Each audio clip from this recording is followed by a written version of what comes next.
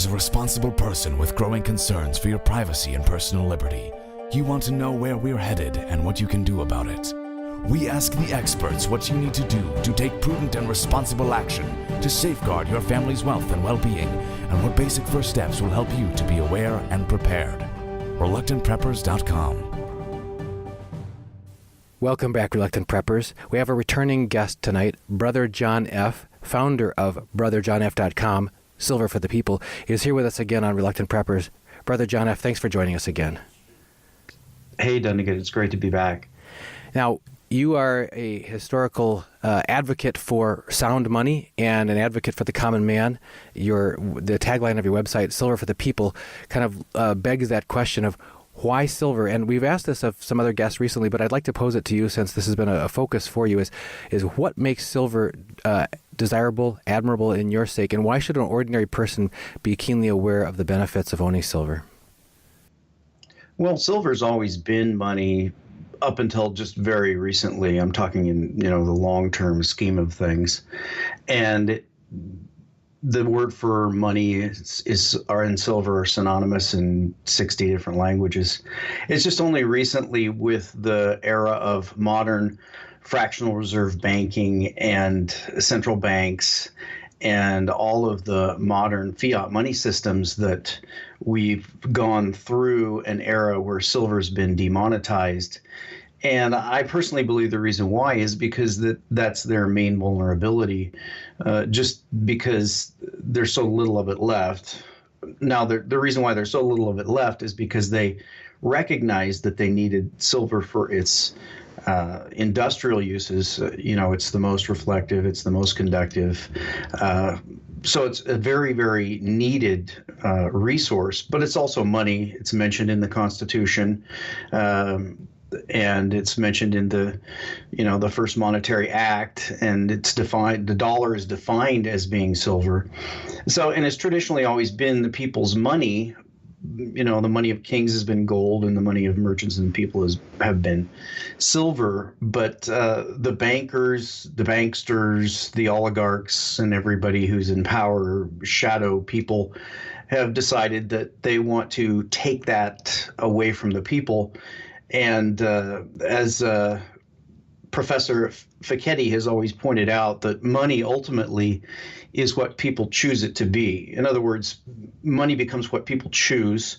If people want to use something as money, if they want to, I'm talking about the store of wealth aspect of money. There are a lot of aspects of money, fungibility, et cetera. But as a store of wealth, if people decide that they want to use silver as money, there's nothing that can stop them except perhaps a high price. But the main thing that they do is they discourage people, and their primary means of doing that is through price suppression. So silver has had some fantastic runs, twice at $50, but based on the fundamentals, of course, it should be worth a lot more than that. But the oligarchs don't want silver to become money again. They can't really stop it, but they can try to prevent it. And so their job is to try to discourage people from saving their wealth in silver, while my job is to try to encourage people to save their wealth in silver, because if enough people make that decision, then there's nothing stopping it. It's kind of ironic that the mechanism that's chosen to use to discourage people from purchasing something is to lower the price on it, which is counterintuitive to the whole laws of supply and demand and everything. Usually you'd think that by lowering the price on something, you're going to increase the purchase of it. Oh, in fact, we've heard from Andy Hoffman and from others over the past 2 years that these record low markdowns in silver from recent highs has in fact been accompanied by record-breaking demand for silver. Like every January, we hear that the mint is running out of silver again. They can't mint U.S. silver eagles and so on and so forth. So, do you see that at least there's a semblance of reality playing out there that with those suppressed prices is coming record physical demand? Well, there has been recently. I mean, that's a relatively new phenomenon we've been seeing in the physical silver market. Traditionally, people would buy it when it was rising, and there'd be a buzz, and people would get interested in things like that. And when they did tremendous smackdowns, the demand would dry up, people would get discouraged, and people would bail out. And that has sort of changed recently, and a lot of the stackers have become value investors. That's something that we see in the East. I mean, you see the shenanigans they're trying to pull in India in regards to gold and in regards to the cashless society. I think we're going to talk about that topic as well. But, to prevent people from buying something on a fundamental basis, we know that the Indians, if gold is cheap, they're going to buy more. We're starting to see that here in America with silver, but American investors are not really what you would call value investors, the traditional Warren Buffett types that look for something that's low priced and then try to buy it low and sell it high. What American investors tend to do is try to buy trends. So, for example, and that's not without good reason. You can look at companies like Amazon, Apple, Google, and a lot of the dot-coms. These are stocks that have run up 50, 100-fold. And so there are many, many millionaires who have invested in these and made many, many times their initial investment. And obviously, the way you identify one of these investments is the technical chart pattern, breakouts to new highs, a sort of Jesse Livermore type of trend buying. And that works because that's the type of markets that we have right now. The Warren Buffett type of value investor has worked. It isn't really nearly as effective, of course, because in financial securities, there really is no value. I mean, the stocks are ridiculously overpriced on any sort of price to earnings, price to sales, or price to dividend ratio. Bonds are ridiculously overpriced when you're looking at the value based on the yield that you're getting. So really, all these investors are chasing higher prices, and that's fine as long as prices are rising. But at some point, prices fall. And so most of the silver stackers now have become sort of value investors, fundamental buyers. And that's a good thing in the long run because those are strong hands.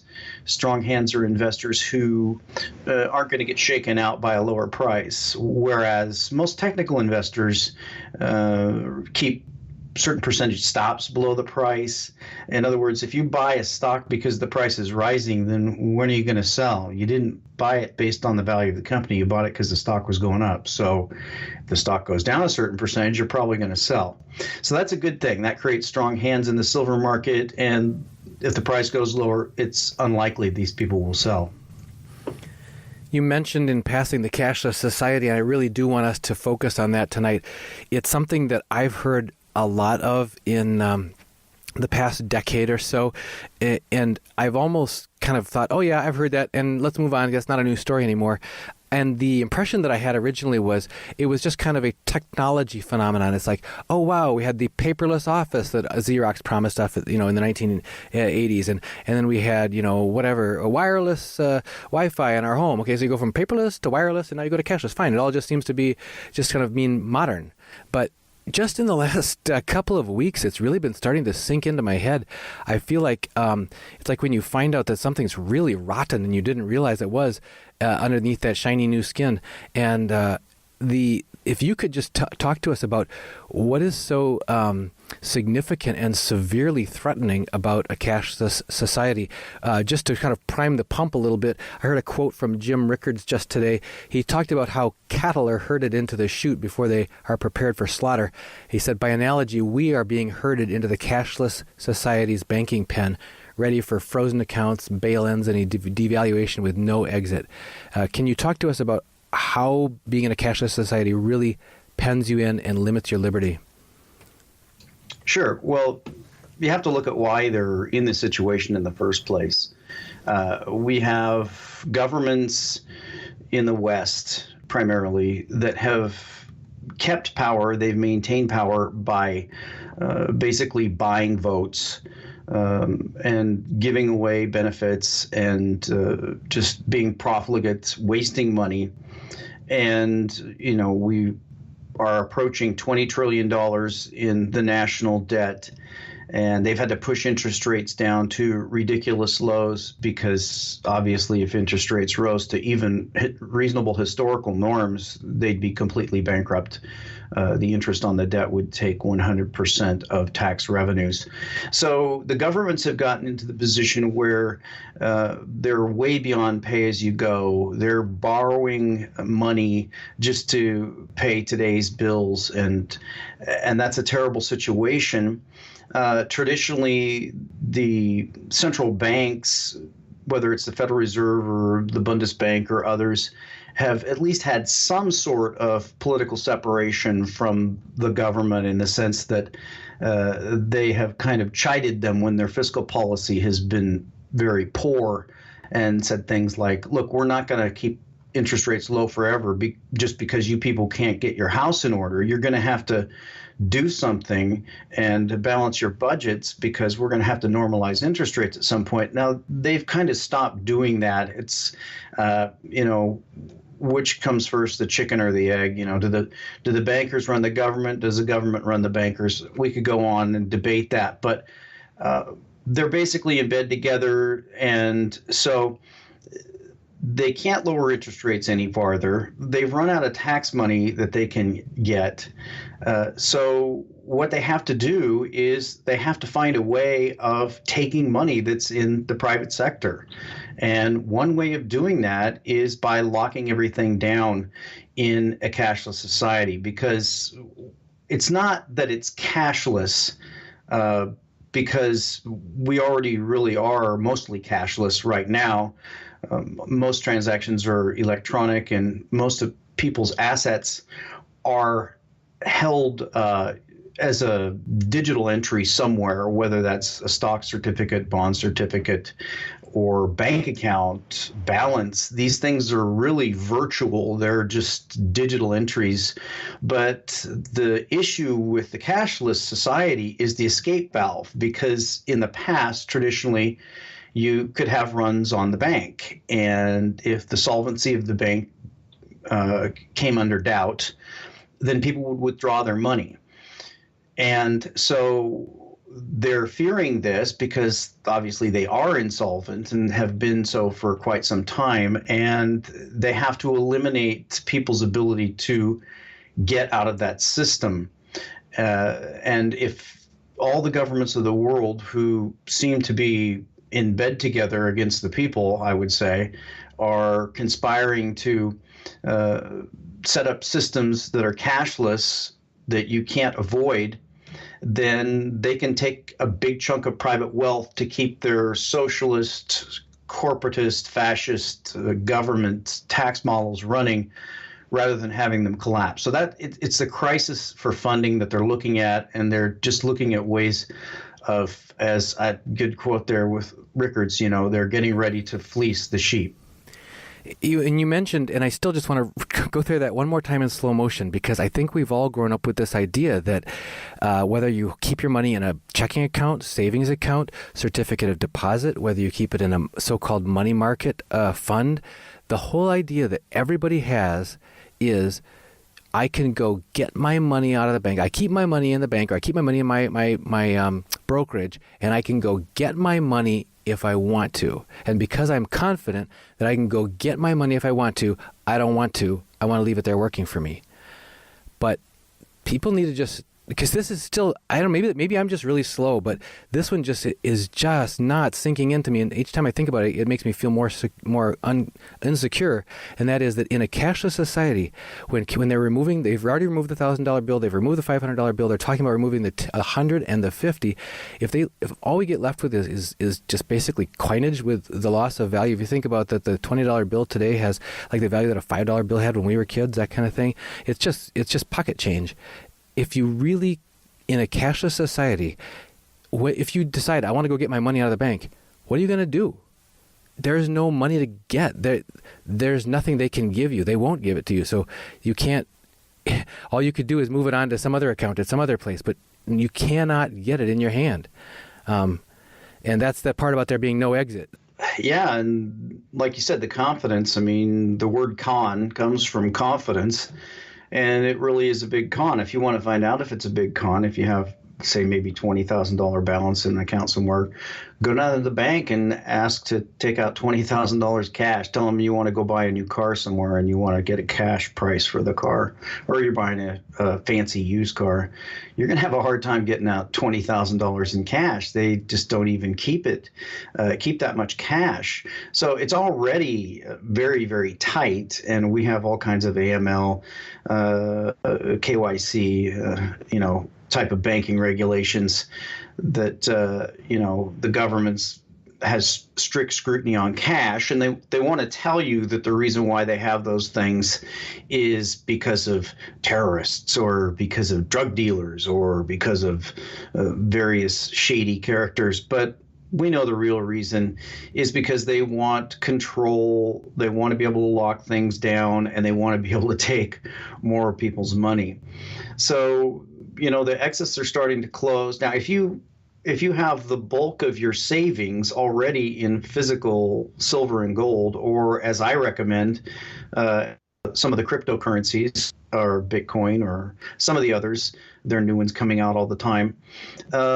These things are outside of their control, and they have to be very, very careful about this as this window starts to close, because if people decide that they just want to adopt say silver and gold for savings and cryptocurrencies for transactions, what's to stop them?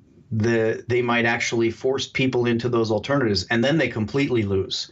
So, it's my contention that we possibly could be looking at a situation where banks and central banks just simply go away. And I know people think that that's unbelievable, that couldn't happen, but if you told people that the post office was going to become irrelevant and would just simply go away because of this thing called email, or if you told people that all of the newspapers would basically lose all their revenues from classified ads because there'd be this thing called Craigslist, and I could go on with the examples of how the internet, and with Bitcoin specifically, cryptography is changing the way the world works.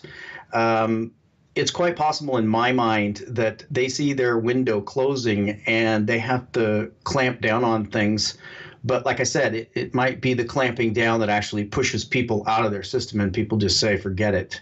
I'm done with you. I'm just going to live in the underground economy using cryptocurrencies and precious metals. Another misconception related to everything we've been talking about is the idea that it's your money in the bank. And some laws that were changed just a few years back, I know most people who are really into this sort of stuff are aware of this, but most people aren't. And that is that you are a depositor in the bank above what some people have said is a laughable so-called insured limit of the FDIC or FSLIC, where there really is nowhere near. There's only pennies on the hundreds of dollars of actual insurance to protect people against catastrophic losses in the banking system. But any deposits above and beyond that you may have in these establishments is not your asset. It's the bank's asset, and you're just an unsecured creditor of the bank. That when you say, quote unquote, I've put my money in the bank, it's not yours anymore, and instead you'd be waiting in line with a frozen account behind everybody else, the stockholders and the other secured creditors of the bank, the owners of the bank. But worse than that, when your funds that you put in there are just showing up as electronic deposits, they're completely subject to things that you can't control. Overnight changes in either bail-ins or devaluations of the currency or whatever. If you don't have access to your funds and it's locked up, and this specifically happened to us during the 2008 collapse, our so-called money market fund was what was called the Reserve Fund, recommended by our broker. And we did not know until Lehman Brothers collapsed that our fund was supposed to have one-day access to funds, was unredeemable for a period of years, and until that completely got unwound, and we finally just got the last piddly check back this last quarter, and we never got all of our money back. So your account can get locked up, and there's nothing you can do about it, and the policies and rules can change, and you're just completely helpless at that point. Is there any other aspect of that you'd like to add as far as people's awareness of what it means to take your assets and basically put them in the bank? Well, I don't really use banks for anything but the transaction. I certainly don't invest in. If something is a promise of someone to pay, I don't invest in it. So whether that be stock or a bond or a money market or anything else, I'm not really interested in somebody else paying me money that they owe me. But as far as using banks for, everyday transactions, obviously, if you run a business or you have employees or you do things like that, or just, you have your average person with their bills, then you're going to have some involvement, unless you really want to step out of the side of the system and use cryptocurrencies. You can, it's hard. But if you want to use a bank or something like that, then you could always just have credit cards from that same bank. And if you had a $5,000 or $10,000 cash balance in there in your checking account, you could also have a $5,000 or $10,000 debt that you owe them in a credit card. They love to give you credit cards and say, "Hey, your money's gone. We just took it." And say, "Well, you just took that credit card. I'm not paying you." So basically, you're essentially keeping a zero balance in the bank because you owe them as much as they owe you. That's another way to approach it. If we could turn, speaking of debt, that would be a perfect shoe into our next question about the U.S. national debt. We've heard from several guests over the past few months that it's not just the U.S. debt, but that all of the world sovereign nations are following the same trajectory. China is carrying huge debt. We know that the various European countries are basically dropping like flies out of the Eurozone because they're under such crippling debt. African countries in such debt to the World Bank, etc. But the U.S. national debt just passed a landmark last week of $19.9 trillion for the first time. And that's the official debt, not even counting some more arguably between 100 to 200 trillion in unfunded liabilities. But can this continue forever? Or what is going to force an end game? What is going to bring sanity back to this? Well, it certainly can't continue forever. And I don't think it's fair to make comparisons between, let's say, China and what we have in the Western countries. If you look at what we did in the United States in the 19th century, we built railroads, and a lot of those railroads were funded from bonds that came out of Europe, and a lot of those bonds were defaulted on, and some investors made a lot of money, some investors lost a lot of money. But ultimately, the United States became very, very powerful, and one of the big keys to that was these railroads that we built. So that debt was used to build infrastructure. Now, if China goes bankrupt tomorrow, who cares? There's a lot of people who won't get paid money they thought they had. But at the same time, virtually all of the infrastructure that China has built will still be there, including unbelievable maglev bullet trains that can go, 400 kilometers an hour, and unbelievable infrastructure that they've built. Now, if you look at the West, it's a totally different situation. If all these things are zeroed out tomorrow, what you end up with is a whole bunch of people who feel that they're owed something. In other words, we're not talking about investors. We're not talking about businessmen who made a bad bet, and that's a part of business. We're talking about people who will be destitute because those people are dependent upon other people supporting them. They believe that they made an investment, whether that be Social Security or these pensions, as we're seeing in California with $1 trillion pension deficit, or in Texas with the police and fire pension. People are panicking out in lump sums because in the West, if this thing goes belly up, or I should say when this thing goes belly up, you're going to have a very, very large percentage of the population who is going to be left expecting to be supported, and there won't be any money to support them. So that's a much, much worse situation than the situation in China, which is similar to what was in the 19th century in the United States, where you just have a reset and you start over and you get back to business. That's not going to happen here. We're talking about a serious humanitarian crisis once this system collapses here in the West. what do you see as being the kinds of triggers that would signal the end of this build up and build up? If you look at the exponential growth curve, if you look at they say that the U.S. national debt doubled from the first 200 years of our country's history, then under the Obama administration doubled all combined, added enough debt to more than outrun all of the presidents that came before. And some people say that with the Trump presidency, that might happen again. Do you see that? How can this redoubling of the national debt? And you mentioned earlier the burden of borrowing from tomorrow just to pay today's bills. One of the increasing portions of today's bills is the service on the national debt, even at artificially suppressed interest rates. So, where do you see as being signs of the time that we are reaching the end of that game and that things are about to shift in a big way?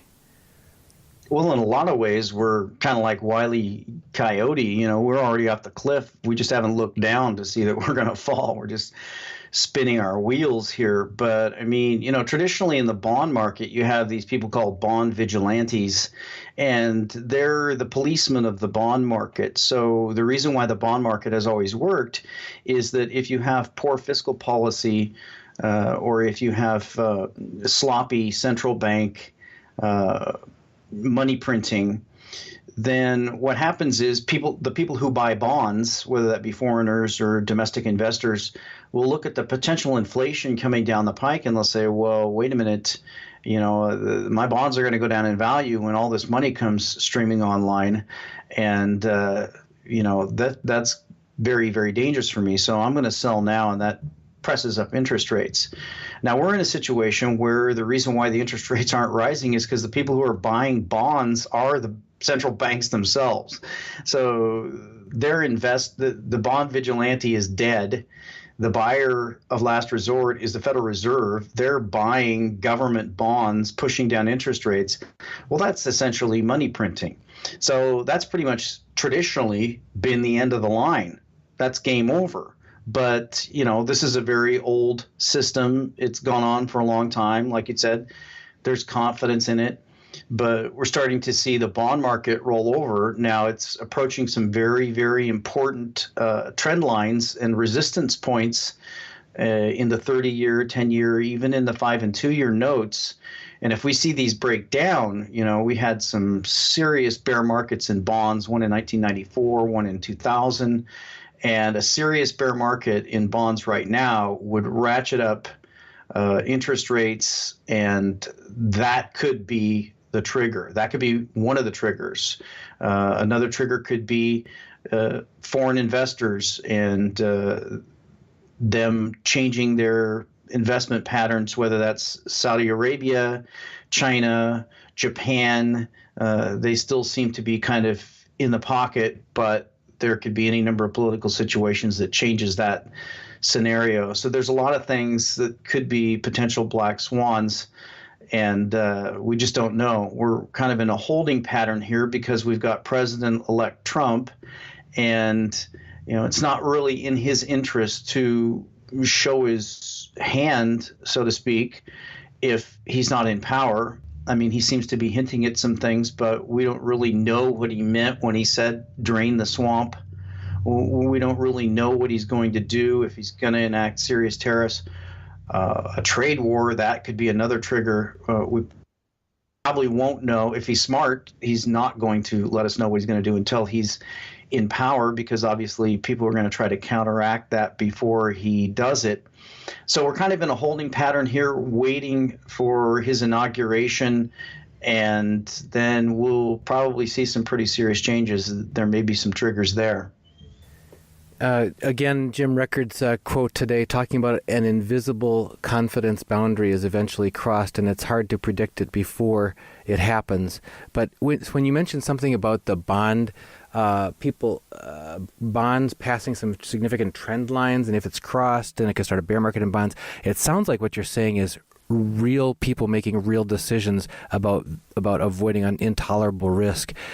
Is that what you're talking about? Is that because if right now the bonds are being sopped up by the Feds, just the right hand handing over the left hand, putting them in the other pocket, then there's no rationality to that other than just self-preservation. But but are you saying that there'll be real people making real decisions that are going to finally wise up and break ranks, and that could throw the bond market into a kilter? Well, I don't know what the percentage breakdown is as far as who is actually selling these bonds, whether it's the Fed not buying, it's foreigners, private parties. All I can do is look at the technicals on the chart and tell you that the bond market across the spectrum is looking at a pretty serious technical breakdown right now. And that just means, traditional technicals tell you that we don't know why it's happening. We'll find out later what happened, but all we know is that it's going down, sell. And, with bonds, you have to remember that it's a double whammy because bonds also have that asset value. So when the bond market is going up, interest rates are going down, but the value of the bonds are increasing. So the value of the portfolio that holds bonds is increasing, whether that's a hedge fund or anything else. When the bond market falls, you have a deflationary effect there where those portfolios are worth less. And you also have interest rates spiking at the same time. So I'm not sure who the buyers are or the sellers are, but whoever they are, they're getting precariously close to a technical sell signal. And there's a lot of people who follow those technicals, and they will be piling on if we get a breakout to the downside. When interest rates would spike in that kind of a scenario, what does that do to sovereign debt? I mean, to the country, what does that do to us as a nation? Well, it absolutely explodes. I mean, it becomes, like I said before, it becomes a percentage of the budget that's so high that it ends up eating most of the tax revenues. I mean, with a $20 trillion debt at 10% interest rates, people think, well, 10%, that's ridiculous. Well, interest rates hit almost 20% under Volcker in 1981 and 82. So it's not unthinkable. And a 10% interest rate is that's $2 trillion per year in interest payments on that debt. That's more than 2/3 of tax revenues. And so that's game over at 10% interest rates. Now, we don't know what 5% would have an impact as, but any serious interest rate increases is going to put a big strain on Washington, which they've avoided for a very long time with the cooperation of the Federal Reserve. Well, Brother John F., these were the main questions we wanted to make sure and hit with you tonight. Do you have any other final thoughts you'd like to leave with our viewers before we sign off? Well, I'd just like to encourage people to check out physical silver and gold, check out cryptocurrencies, learn about them, because these are really the only things that are outside of the system. I've already made my decision. I'm pretty much 90-something high percent out of their system. And if they collapse it, well, so be it. I think the best way to protect yourself is to begin to function as if it's an inevitability and start to think of it as if it's already happened, what you would do, go through the scenarios, think about how it would impact all of your investments, all your finances, and just plan for it, because there's a big sovereign crisis coming here. That's the same theme that, again, Jim Rickards was echoing today. He's got a book out called about the coming collapse, and he talked about, and it's funny because other guests of ours, whether it was Gregory Manarino talking about bet against the debt, whether it's Ann Barnhart saying get out, get out, get out, people talking about doing what you can to opt out of the banking system because you will lose your power to take care of yourself and your family and your business if you remain vulnerable and subject to that. It's a sobering message, and one that we appreciate you helping us to navigate a more clear understanding of. Brother John F., again, remind people what they'll find if they come to your website. Sure. They can come to brotherjohnf.com, Silver for the People. That's our free public blog. It's an alternative news site, not a fake news site, alternative news site.